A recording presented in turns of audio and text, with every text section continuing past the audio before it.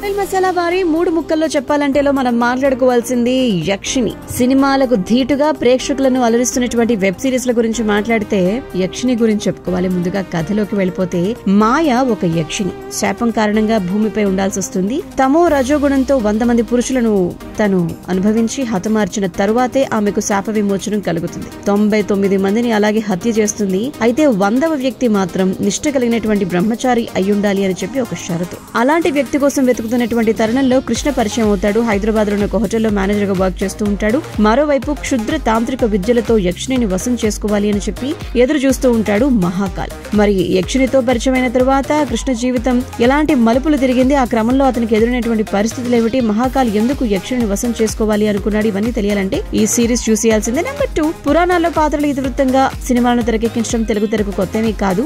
మారుతున్నటువంటి పరిస్థితులకు అనుగుణంగా వాటిని అన్వయించుకుంటూ రూపొందిస్తే గనక ప్రేక్షకులు కూడా ఆదరిస్తారు అనడానికి బింబిసార లాంటి సినిమాలే ఉదాహరణ చెప్పుకోవాలి. అయితే కథ చెప్పే విషయంలో ఎంత కన్విన్సింగ్ గా చెప్పాము అన్న దాన్ని బట్టి విజయం ఆధారపడి ఉంటుంది. యక్షిణి అనేటువంటి చందమామ కథను ఆసక్తికరంగా తీర్చిదిద్దడంలో మంచి ప్రయత్నమే తేజమర్ని చేశారు అని చెప్పుకోవాలి.